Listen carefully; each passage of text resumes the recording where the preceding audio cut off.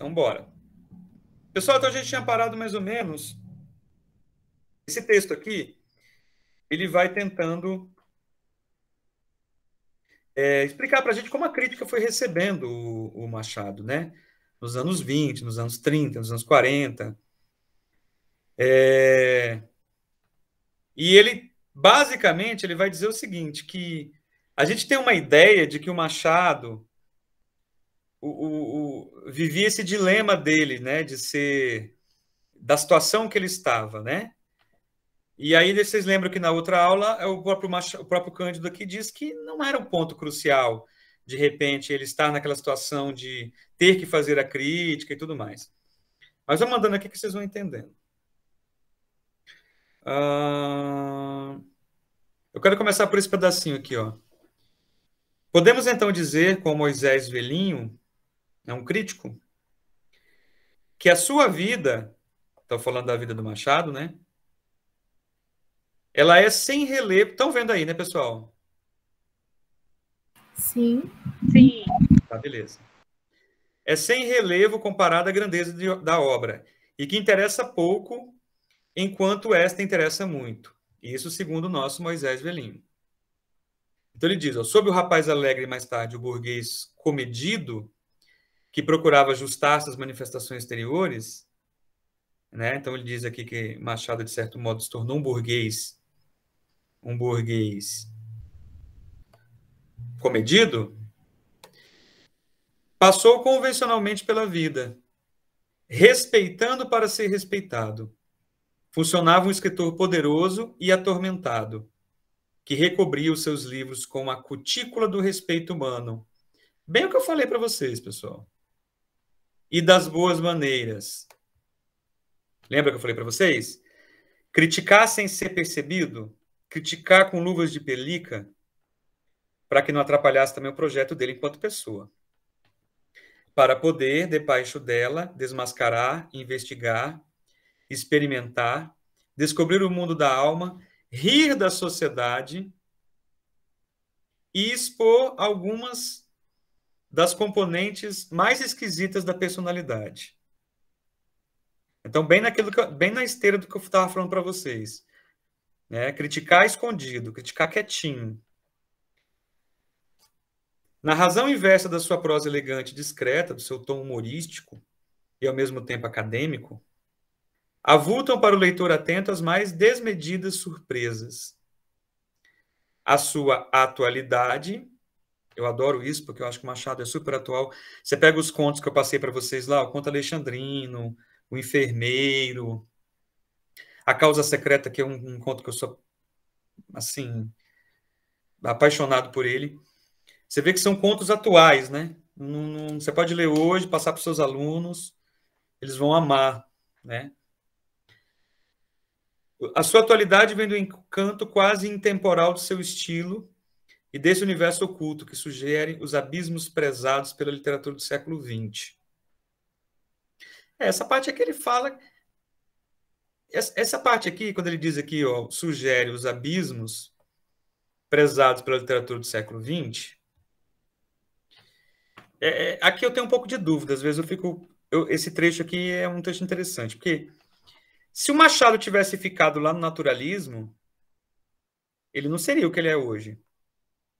Ele não ia continuar sendo lido fora da escola.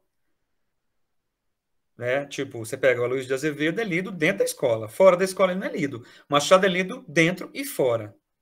Ele é exemplo de intelectualidade. Porque ele não ficou ligado ao naturalismo-realismo.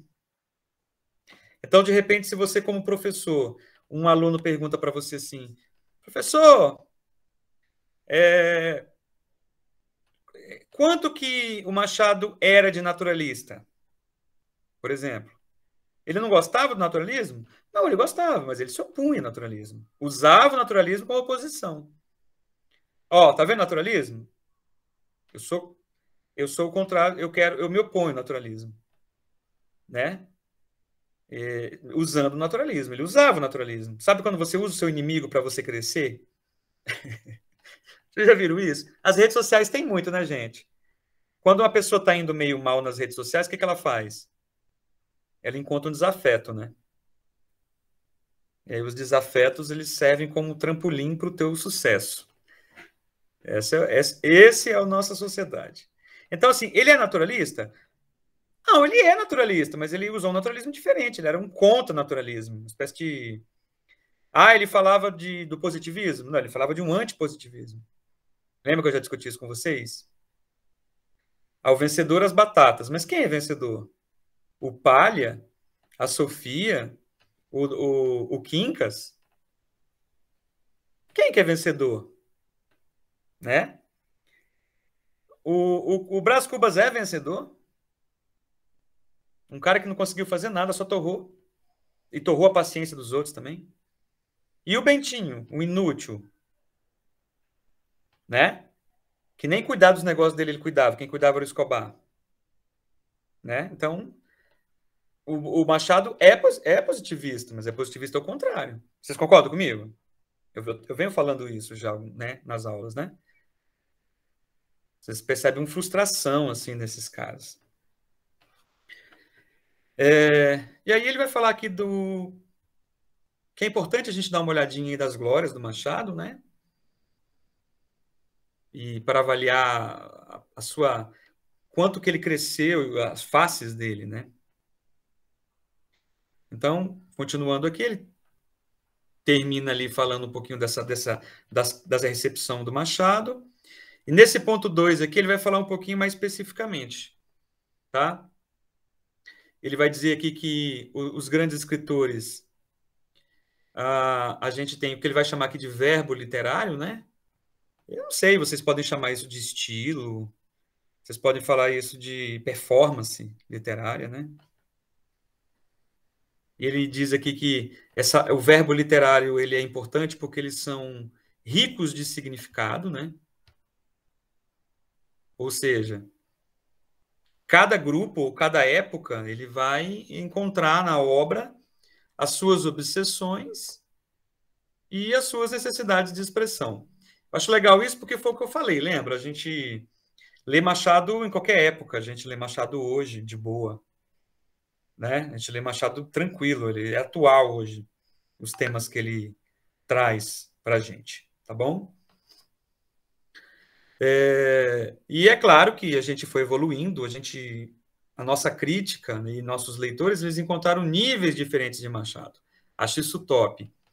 A gente vai descobrindo Machados de Assis, assim, o que o Otônio Cândido diz aqui é que é como se cada olhar que a gente tem, a gente encontra um Machado diferente, tá? E isso vem da contradição dele. Ele não dá resposta final para nada, né? Eu acho que até na trama ele não dá resposta, dá pouca resposta. Ele não tem muita... Eu diria que o Machado ele não tem, assim, uma... Como é que eu diria para vocês? Ele não tem uma... Ele não unifica, ele fragmenta. Porque quando você investe numa única ficha, você fica refém dela. E o Machado investiu em várias fichas, assim, tentou ser um pouco humanista, ser um pouco crítico, ser um pouco irônico, ser um pouco humorista. Ele tentou investir em todas as fichas para ele, né? Para ficar contraditório para que ele pudesse existir. Vamos adiantar aqui. Aqui ele vai dizer que as interpretações aqui que a gente faz do Machado são justas, né? Professor, aquela questão dos verbos literários, como que é mesmo? Então, eu entendo aqui dá para interpretação, né? A minha interpretação aqui, quando ele diz polivalência do verbo literário, eu entendo esse verbo literário, mas isso eu, né? Que seria assim, a capacidade, a potência literária dele, a capacidade de escrita, a performance dele, a literariedade, o nível literário que ele tem, né? Então, eu encaro assim, entendeu, seu Miguel? Eu encaro como essa polivalência que ele tem de ser um escritor com bastante competência, para escrever bem, Porque o texto que ele... O que que é um leitor... O que que é um escritor escrever bem? É ele continuar sendo lido. Essa é a minha explicação nua e crua para a literatura. O bom escritor é o que continua sendo lido. Ele não deixa de ser lido. Concordem comigo? O escritor ruim, sim. ele é lido só no momento. Né? Ele é lido naquele momento, depois ele não perpetua. Né? É o que o Ezra Pound fala, que a literatura é a novidade que permanece sempre novidade. O Ezra Pound fala isso. Acho sensacional essa ideia aqui da universalidade. Né? Se for ler hoje Ilíada, continua sendo atual. Né? Continua, porque ela trata de um povo. É uma epopeia. Se você lê Ulisses, atual, porque é um épico, trata de um herói humano.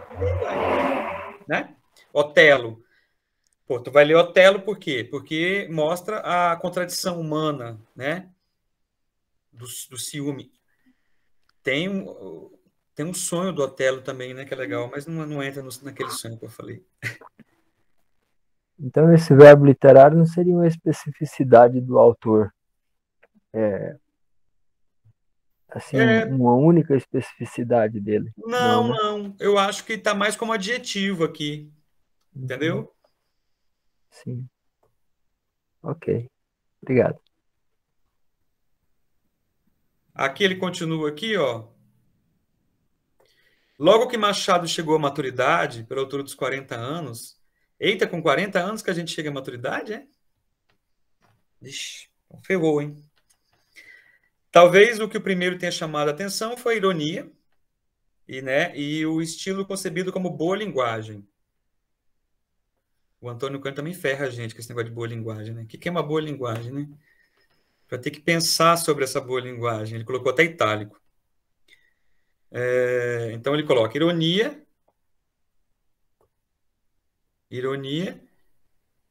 e o seu estilo, que é massa mesmo, concebido como boa linguagem. Aí, pessoal, que a gente não pode, ele não poderia fazer teatro com esse texto, tá bom? Porque quando você faz um estilo literário, narrativo, se você fizer a peça de teatro, você perde. Entenderam? É por isso que tem adaptação da narrativa para a peça de teatro. A maioria das vezes o escritor faz a peça de teatro. Ele escreve a peça de teatro. Né? No caso do Machado, ele tentou fazer, mas desistiu, achou que era melhor narrativa. Tá bom? Então, ele diz aqui a respeito da finura, essa finesse que o Machado tem, eu acho top também. Eu acho ele um escritor posudo, assim, eu acho. Ele é massa. A ironia, né? Gente, ironia só funciona se for refinada. Ironia sem refinamento é escrotice. Concorda comigo? Né? Já pararam para pensar nisso? O escroto é aquele que é sem refinamento. E o Machado tem muito refinamento. Lembra do Conto Enfermeiro que a gente leu? Ele vem construindo tal enfermeiro, um cara que cuidou, um cara bom, ele era bom, um cara bom no final, né? Deus vai ajudar quem? Quem tem o quê? Quem tem dinheiro, né? No final ele mete lá um texto adaptado da Bíblia e sapeca lá é super irônico, mas é fina, né? Não é uma escrotice, né? Tá bom? Então, essa ironia é sensacional do Machado. A isso se associava uma ideia geral de urbanidade amena, de discrição e reserva. Aqui é legal, ó. Esse ponto é bom. No momento em que os naturalistas atiravam ao público, isso que é importante. No momento em que os naturalistas, lembra dos naturalistas, pessoal, a gente deu uma olhadinha na carne do Ribeiro, lembra? O livrinho A Carne, as teorias, né?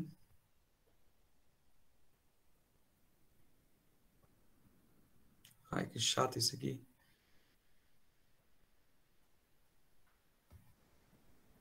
Peraí, deixa eu ver se tá certo.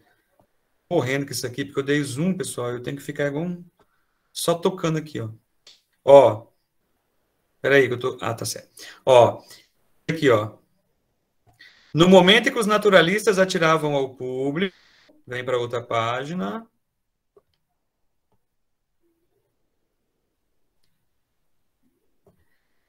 Assustada descrição curiosa.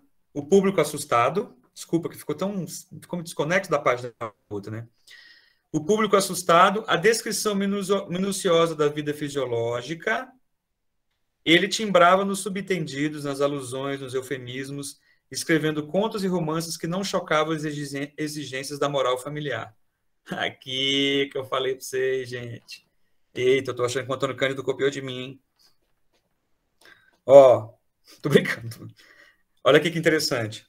Enquanto o naturalismo escrachava, né, mostrava lá os atos, até os atos libidinosos, o Machado ele deixava no campo da especulação.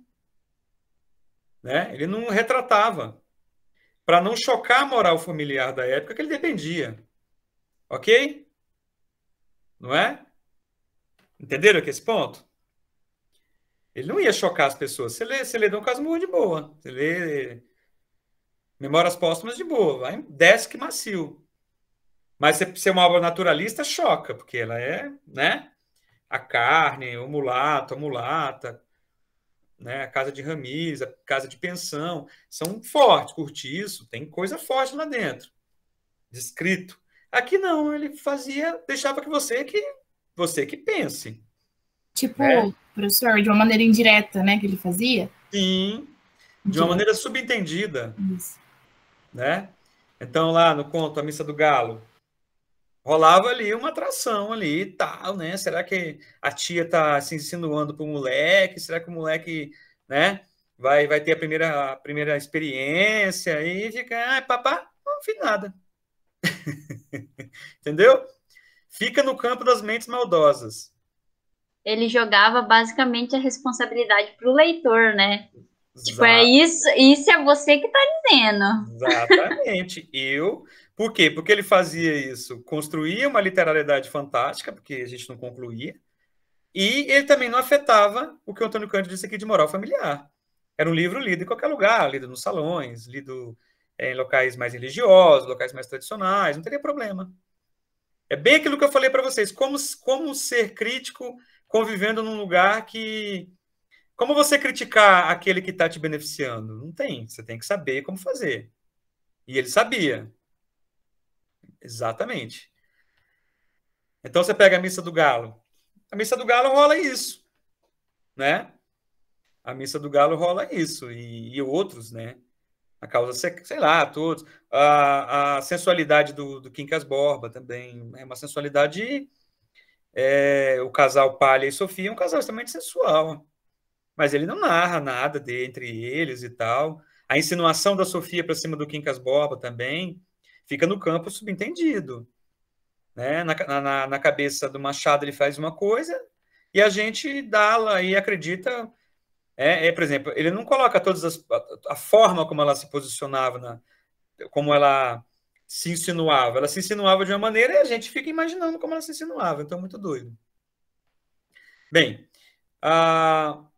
a seu respeito, evocava-se Almeida Garré, vocês lembram que eu falava para vocês? Lembra que eu falava para vocês? O primeiro cara que conversou com o leitor não foi Machado. O primeiro cara que conversou com o leitor foram vários caras, mas entre eles Almeida Garrett. O Garrett. Tá? Lembra, eu falei para vocês literatura portuguesa. Eu falei, esse cara aqui conversa com o leitor. Viagem na Minha Terra.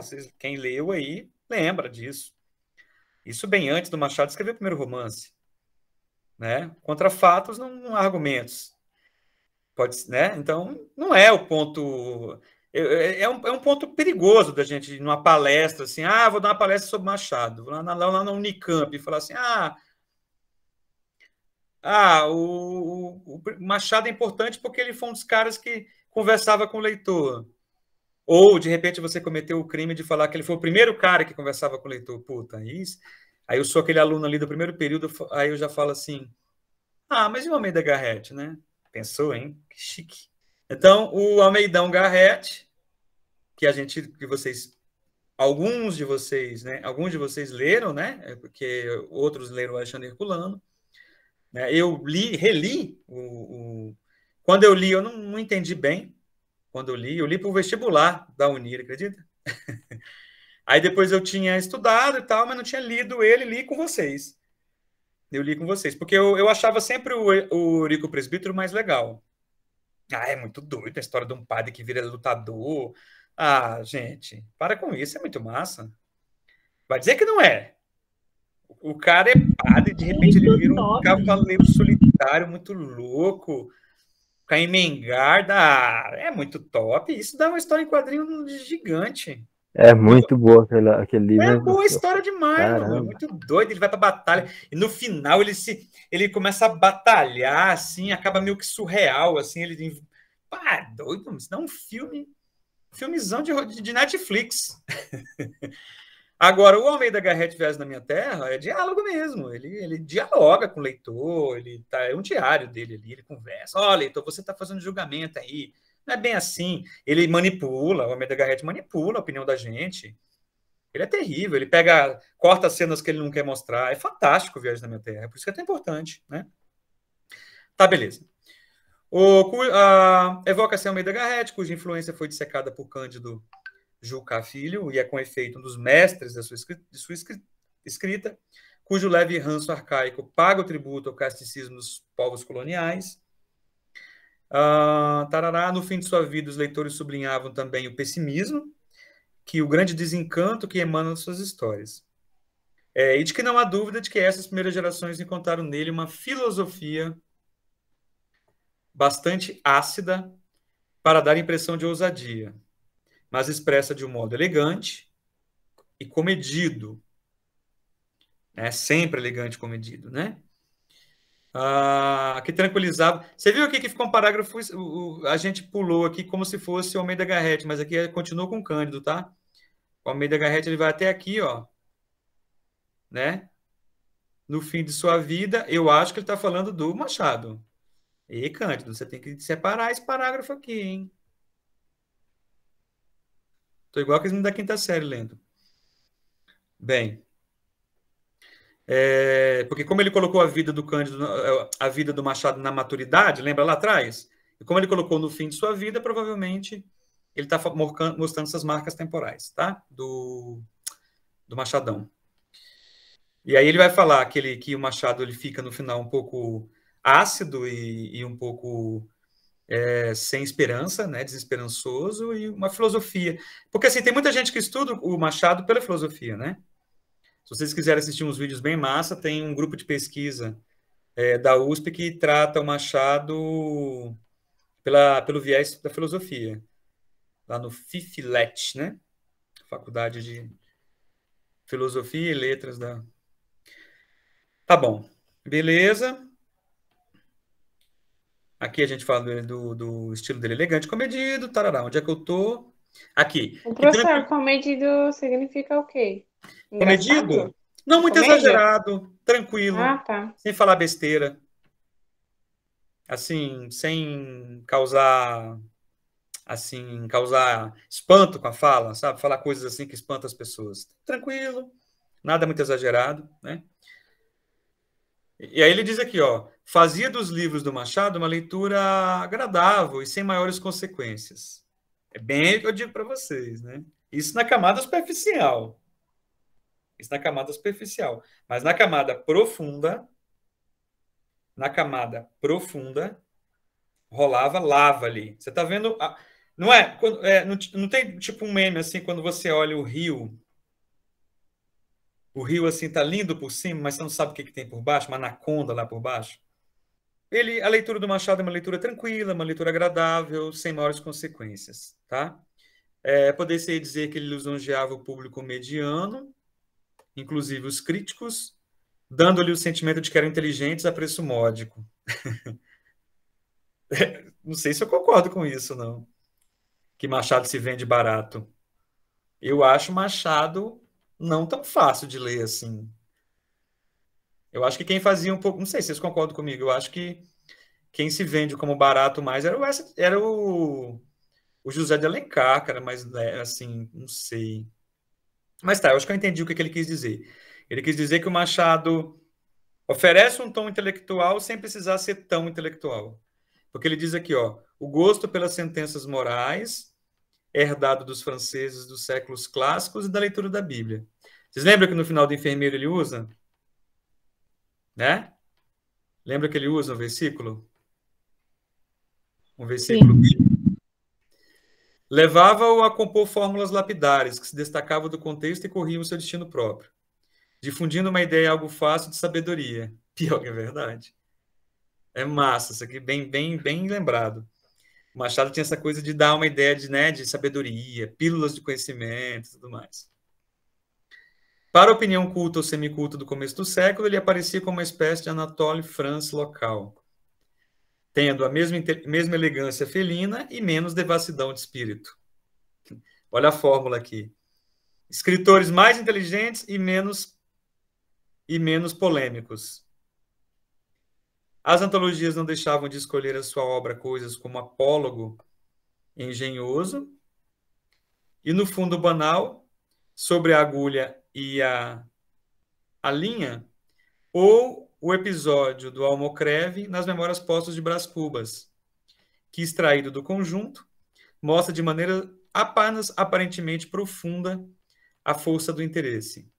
Depois a gente pode ler, não sei se dá tempo hoje, mas depois a gente pode ler esse episódio do Almocreve, do Memórias Póstumas.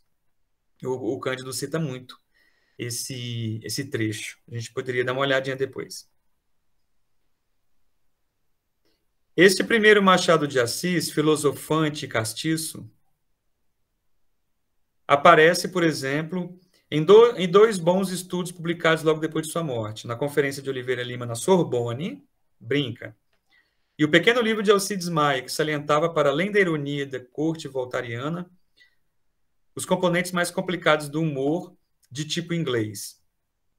É legal o Cândido colocar isso, porque depois a crítica mais para frente vai falar que o Machado foi muito influenciado também pela escrita inglesa, no refinamento e tudo mais, tá? Então, ele também cita a corte voltairiana. Você sabe o que é a corte voltairiana? É a corte intelectual, que fica discutindo literatura e tudo mais. Então, ele entrava muito ali como um prato da época, né? Aí tem um livro importante do Alfredo Punhol, publicado no fim da Primeira Grande Guerra. A gente está falando aqui de 1920, mais ou menos, 1918. Cristalizou a visão convencional de sua vida e a visão filosofante da sua obra. Tá? Fixando com traços acentuados de mitologia a singular história do menino pobre que atingiu como compensação os pináculos da expressão literária. A gente teve também Graça Aranha. O Graça Aranha, ele fez uma teoria engenhosa do movimento cruzado de Nabucco, descendo da aristocracia ao povo, e de Machado de Assis subindo do povo às atitudes aristocráticas. Isso que eu acho muito legal, pessoal. Porque é como se fosse o seguinte. Para o Graça Aranha, assim, o Joaquim Nabuco escrevia, como é que eu digo? Nesse processo onde eu pego da elite para o povo. E o Machado, ele faz o percurso inverso. Ele vem do povo, nasce do povo e sobe para a aristocracia. Do menino pobre, ele vem e sobe, tá? Mas isso é um pouquinho da vida dele nesse começo do século. A crítica do Machado top vai vir com a Lúcia Miguel Pereira. Essa crítica aqui é a primeira mulher, a partir de 30 ali, 1930. Professor, Tá? Oi? um momentinho, por favor. Ali, tu disseste sobre o autor ou sobre a obra dele, que ele sai da massa e vai para a aristocracia, e o outro sai da aristocracia para o povo? Então, Você disse sobre a obra, as obras do Machado, ou sobre a vida dele? boa pergunta, porque assim, no primeiro momento, um pouco da vida do Joaquim Nabuco, né? Ele se popularizou, porque depois ele ficou mais ou menos ciceroneava, né?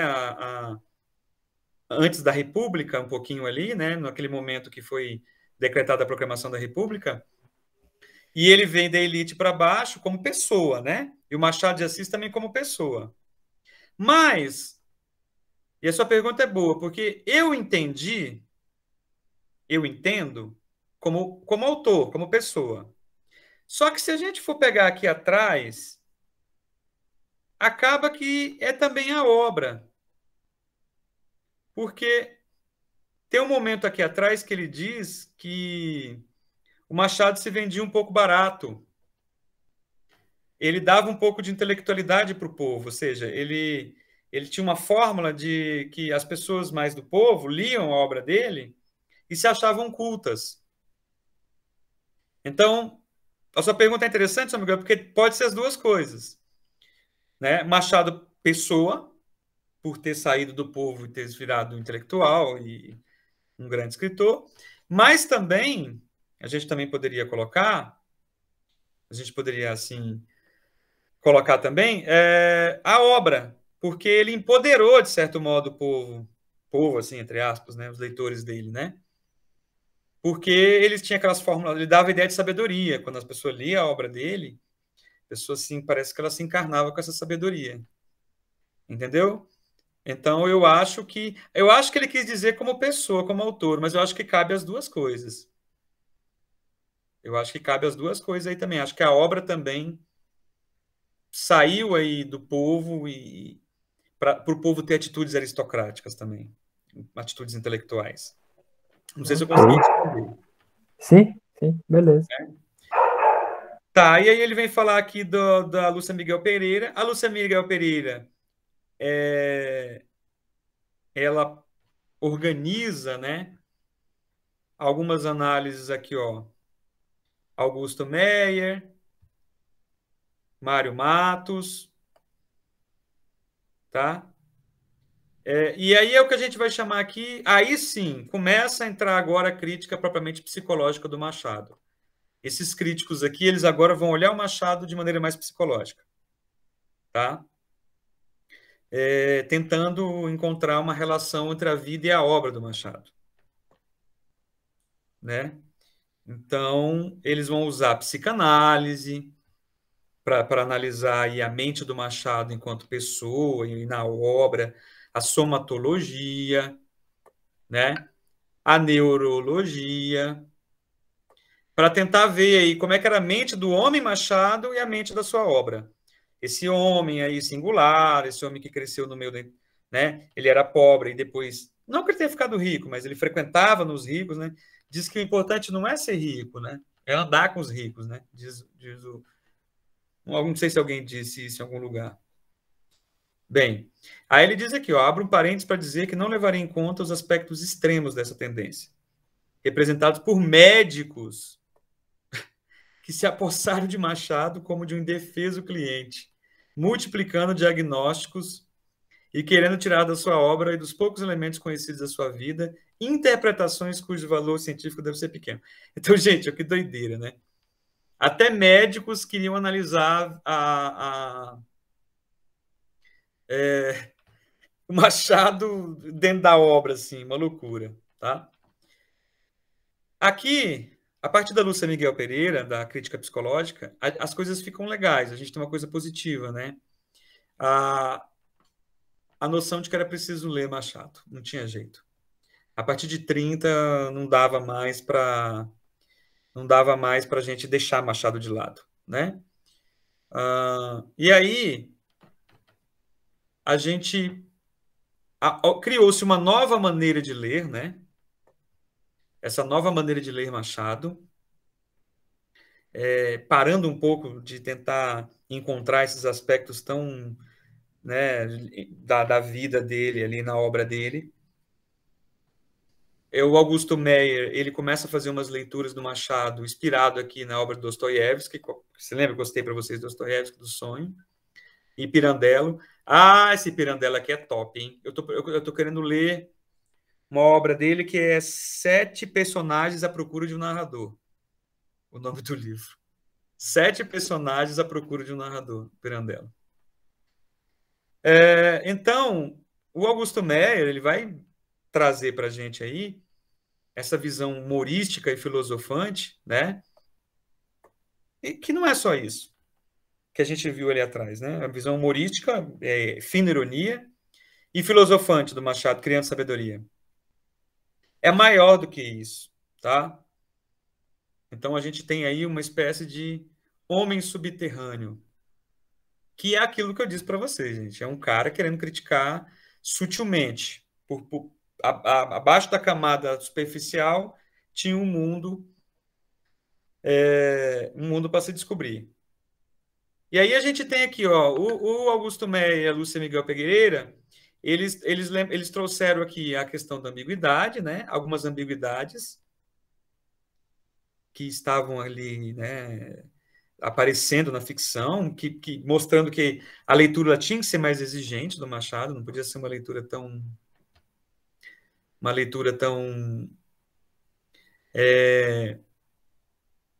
simples, né? Era necessária uma leitura. Agora, o ponto negativo é porque tinha preocupação excessiva em buscar na vida do autor um apoio para o que iria aparecer na obra. Aquele mesmo problema de sempre, né? O mesmo problema de sempre. Vamos avançar aqui para alguma coisa.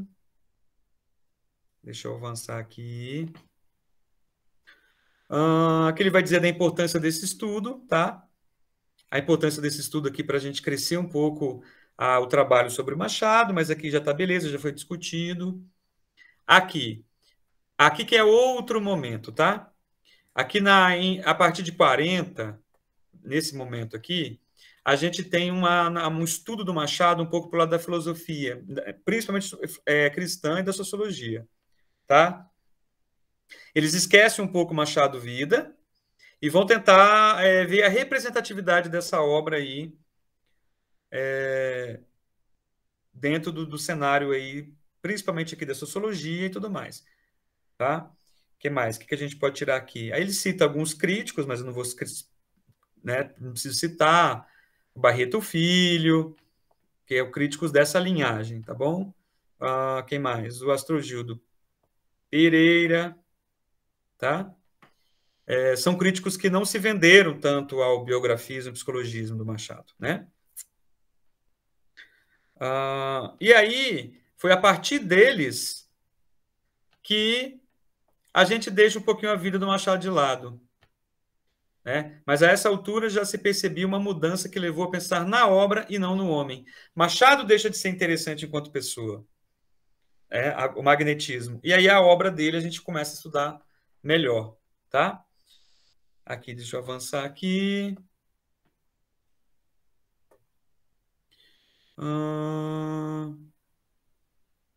Aqui, ó. Roger Bastide. Isso aqui é legal. Então, como eu disse para vocês que o Machado sempre foi meio polêmico em relação a não mostrar o Brasil, o Roger Bastide, um sociólogo, um cara importante, ele disse assim, que sempre as pessoas falaram que o Machado não sentia a natureza de seu país, ele era frio, né? Ele era frio. Mas, na verdade, ele mostrou o contrário. Ele percebe, só que é uma forma penetração e constância. Em vez de ele ficar mostrando da maneira romântica, ele insere ela dentro da narrativa. É o que ele diz aqui, ó. Em lugar de representá-la pelos métodos do descritivismo romântico, incorpora a filigrana da narrativa como elemento funcional da composição literária. Tá? Então, o próprio Cândido diz aqui, do que o Roger Bastide mesmo dizia, as pessoas falam que Euclides da Cunha era muito brasileiro, porque retratou os sertões. Mas, na verdade, ele era brasileiro para inglês ver. Mas o verdadeiro brasileiro era o Machado. Porque o Machado, ele dava universalidade ao seu país. Tá? porque ele mostrava, né, na sua obra temas muito importantes, temas essenciais.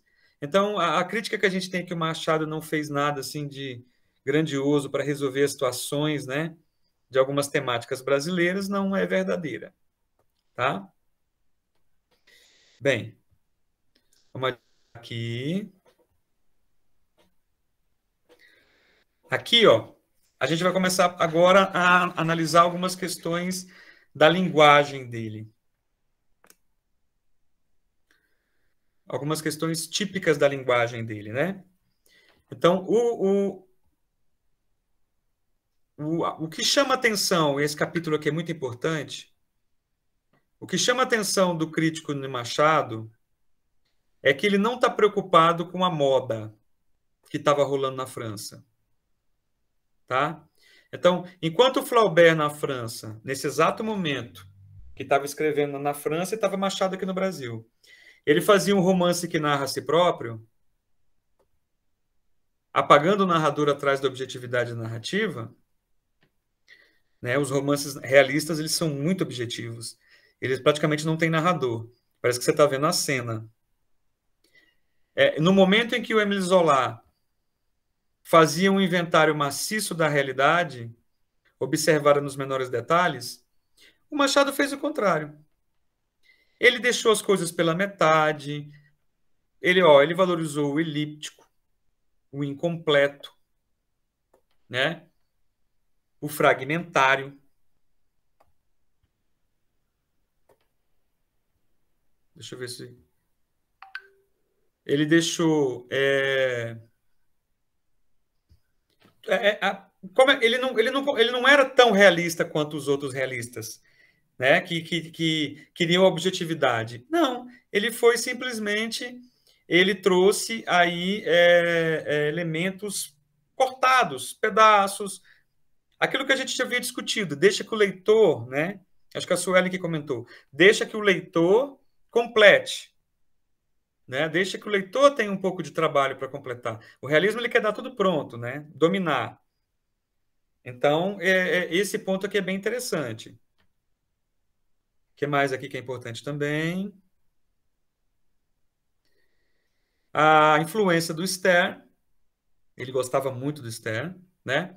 Que é um tom caprichoso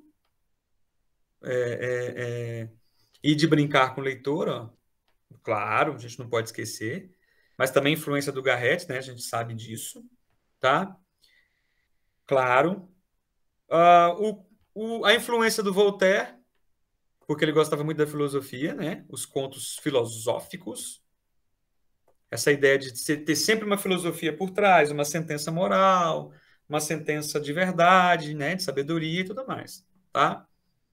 E uma coisa que era legal, isso aqui vocês têm que guardar, pessoal. E era, sobretudo, o seu modo próprio de deixar as coisas meio no ar. Isso aqui eu achei legal, a maneira que o Antônio Cândido pensou. Realmente, ele deixa muitas coisas no ar. Não é? Fica assim... Isso que fica no ar é sensacional. Eu acho que é a grande literariedade do Machado. A grande literária... Vocês leram A Causa Secreta? Todo mundo aí ainda? Todo mundo vivo? Sim, professor, eu li. Leram? Todo mundo leu?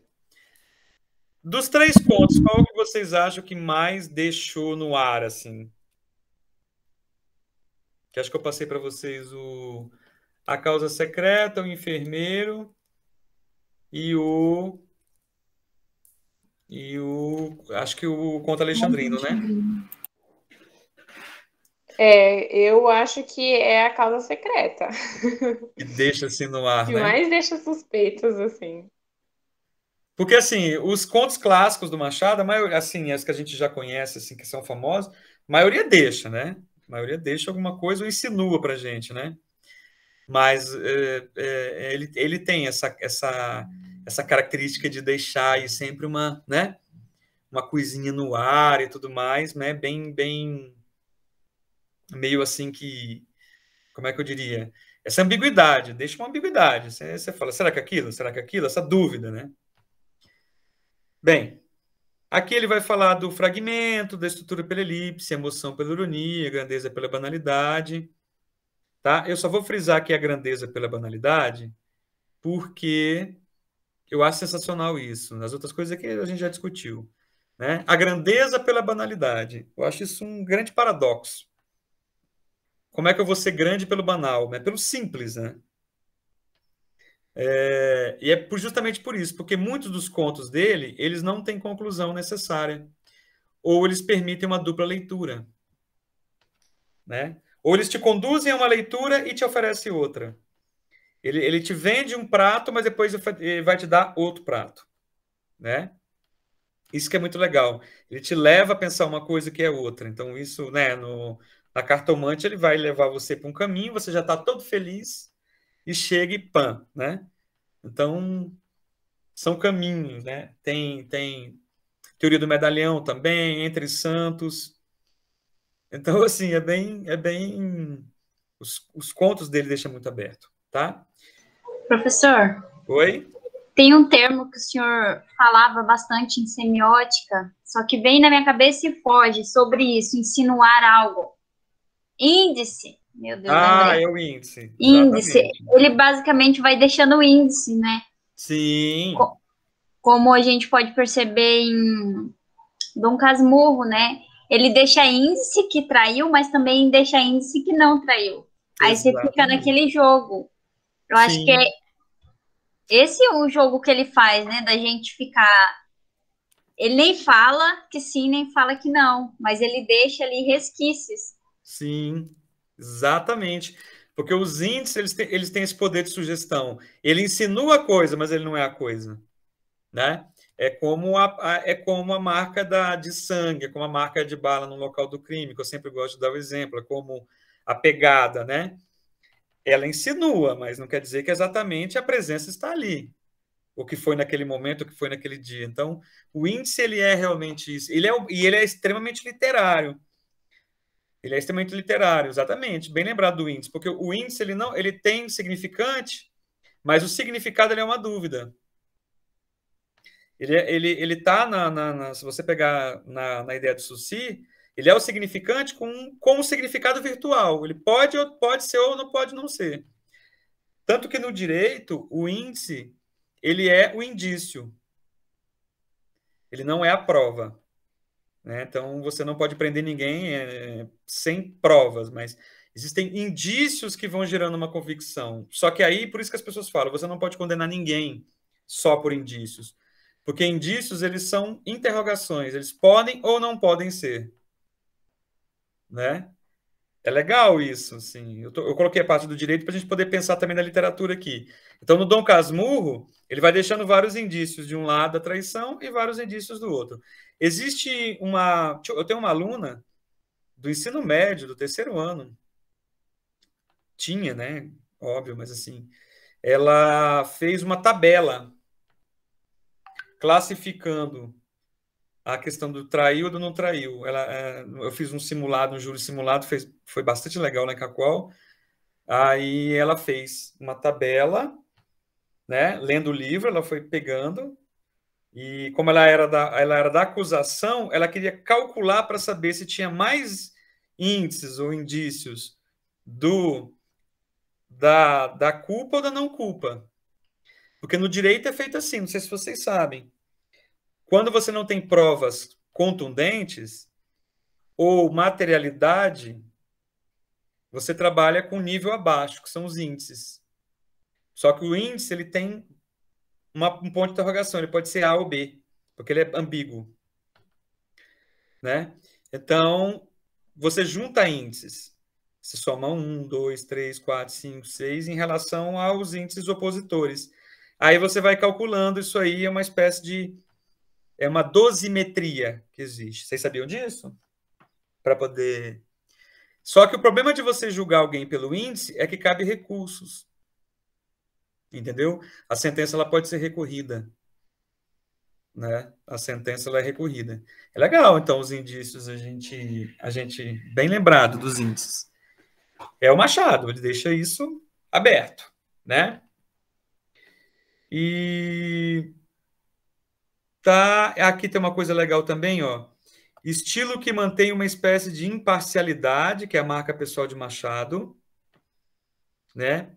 Fazendo parecer duplamente intenso os casos estranhos que apresenta com moderação despreocupada. E é verdade, bem observado. Parece que tá tão assim, né? No conto alexandrino, isso é tão comum, né? É tão comum você fazer esses experimentos, sabe? É tão comum as coisas assim absurdas e é comum, né?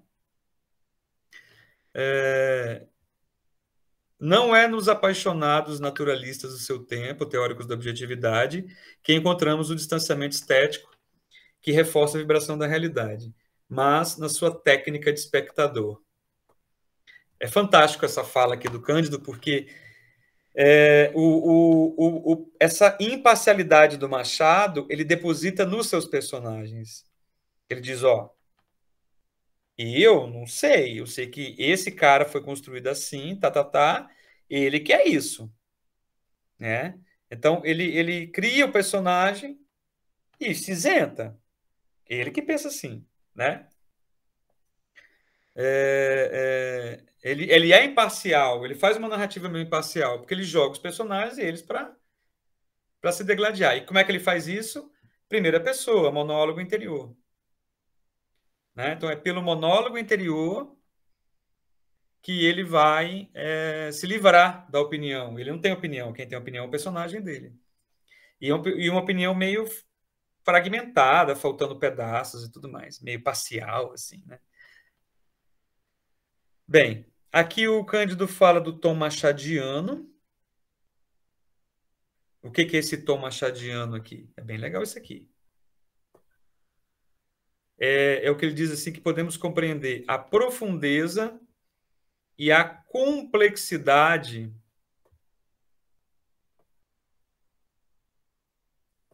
de uma obra lúcida e desencantada, que esconde as suas riquezas mais profundas. Então, é aquilo que eu disse para vocês. É o rio que você olha, não dá nada, mas por baixo está cheio de monstros, né? A obra é lúcida, desencantada, mas lá dentro dela tá um turbilhão de coisas. E aí ele vai citar Kafka, né? O Processo, Artista da Fome, Guy, né? Guy, que, ao contrário de Dostoiévski, Proust e o Faulkner, né? Que os tormentos do homem, as iniquidades do mundo, aparece assim meio de cara mesmo, né?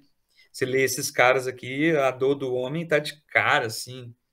E no caso do Machado, ele tá mais para Kafka, né? Porque ele tá mais assim por um olhar de tranquilidade, mas esse homem louco tá ali atrás, né? O Artista da Fome mesmo. O Artista da Fome é sensacional, vocês já leram? Do Kafka? É um livrinho pequenininho, se vocês quiserem ler. Como que é o nome? Assim. Oi? Como que é o nome? O Artista da Fome. Ah, tá, nunca li não. Só outro mesmo, Metamorfose. Metamorfose, né? O Artista da Fome é um pouco machadiano, porque assim, Machado se inspirou nele, porque eu acho que são mais ou menos, acho que o Kafka é depois um pouquinho. É um artista que tem um único talento, passar fome. Ele fica numa jaula e as pessoas vão lá ver ele passar fome. Aí o circo apresenta ele está 5 anos sem comer, aí vai lá ver ele. Entendeu? É uma normalidade desse absurdo, que é o que o Machado faz. É uma obra lúcida e desencantada, mas é profunda. Né? É o Rio Pimenta aí. Você olha lá, não tem nada demais, é o Artista da Fome. Ele está performando, está lá sentado, sem comer, magrinho. Mas aí você vai pegar por dentro disso, cara, meu Deus, a piração que é isso. Né? Discute arte, discute sociedade, discute espetáculo, discute fome. Olha que doideira. Um artista que simplesmente vive a vida sem comer. Né? É muito doido, né? Bem, e aí o Machado vai fazer um resumo aqui que eu acho muito legal. A sua técnica consiste essencialmente... Eita. A sua técnica consiste... Ué, que é isso? Sai daqui, tem. Aí. Ele não está querendo selecionar aqui. Tá, não tem nada não. A sua técnica consiste essencialmente em sugerir as coisas mais tremendas da maneira mais cândida, como os ironistas do século XVIII. Né? Eu vou contar uma historinha para vocês e ele vai contar tranquilamente uma mega de uma história maluca. Ou estabelecer um contraste entre a normalidade social dos fatos e a sua anormalidade essencial. Ou em sugerir, sob a aparência do contrário, que o ato excepcional é normal. E anormal seria o ato corriqueiro. Aí está o motivo da sua modernidade, apesar do seu arcaísmo de superfície. Então, este parágrafo aqui... não quer selecionar. Que maldade. Mas só não quer selecionar porque está escrito aqui. Tá? Mas aqui está tudo, pessoal. Deixa eu ver se eu marco de outra forma. Eu marco assim, ó. Então, qual é a técnica do Machado? Sugerir as coisas mais tremendas da maneira mais cândida. Conta Alexandrino, o enfermeiro. Ou estabelecer um contraste entre a normalidade social dos fatos e a sua anormalidade essencial. Ou seja, eu pego uma história que aparentemente seria comum, você ter que herdar a herança de alguém e ter cuidado do cachorro, mas sob esse aspecto por essa perspectiva, a estranheza, né, de você desse cachorro também doar para você um nome, doar para você. Então, esse contraste entre o que parece ser normal do que é anormal, né? Ou em sugerir, aí a gente volta a falar do índice, né? Sob a aparência do contrário, que o ato excepcional é normal. E anormal seria o ato corriqueiro. Aí está o motivo da sua modernidade. E lembra que eu falei para vocês de modernidade? Eu acho que eu deixei... Eu postei um vídeo para vocês sobre modernidade, mas eu acho que eu discuti modernidade. Não, acho que não é com vocês, né? A gente tem que discutir depois o que é modernismo, o que é modernidade, para a gente entender um pouquinho, né, do... Então, o Machado, gente, se a gente resumir aqui, basicamente, né, se a gente fizer um resumo aqui, é aquilo basicamente que eu falei no início. Ele tem que ir por uma camada superficial de aparente tranquilidade, fazer uma crítica profunda nos turbilhões ali da profundidade. A fina camada simples, mas que de repente você o fundo a narrativa na profundidade ali tá cheio de contradições, de tudo mais, né?